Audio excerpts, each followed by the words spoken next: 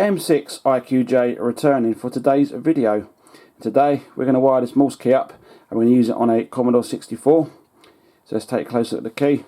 So there's the actual key itself. You've got two screws there, one at the bottom there, and that's to hold the base on. The base has a rubber seal around it, so it's non-slip. You've got your two terminals, which are just there, which you can wire your audio cable in. You can feed the audio cable through there. If you remove the lid, you can do adjustments there and there for the key. You can even take these two screws out and these two. That comes off, and you take the key apart and give it clean should you need to do so. It's a bit more of a quality key than last week's video. That's just to practice us later. And this is actual key you can actually use on a proper radio. And we're going to use this on the Commodore 64.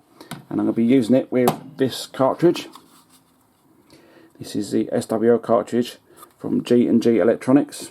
We're going to plug the audio cable in to the key socket at the top, or hand key. Leave it on narrow. And the cable we use is just a bog standard audio cable. And that's stereo because it's got the two black bands. Thanks to Q for telling us that. And all you do is just strip the end down. Like that one. Strip it down there. Now either attach the two wires at the top together, these two together, to make the circuit, or attach these bottom two together to make the circuit. And they go into the terminals on the Morse key. And it's wired up, and we can start practicing some Morse. So I'll fire the Commodore 64 up and have a look at the key in action. Right, the 64 is fired up, and I've wired the key up to the cartridge, and that's how I've done the wiring. A little bit how you're doing, but it'll do for the purposes of this video.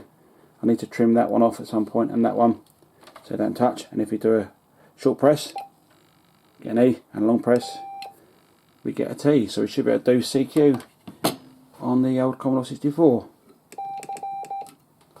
C, Q, C, Q, skip to D, we've got an E. There we go, think there for a minute. C, Q, D, E. Now we should be able to do my call sign. So M, and we've got a 6, which should be, if I remember rightly, dash and 4 dots.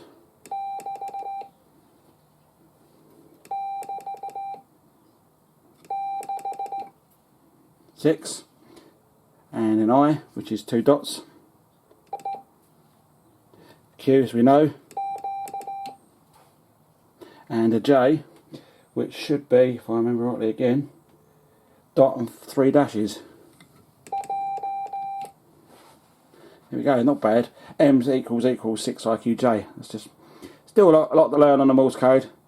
As always, thank you for watching, and I'll catch you soon. 73s from M6 IQJ. Cheers and beers. Bye bye bye.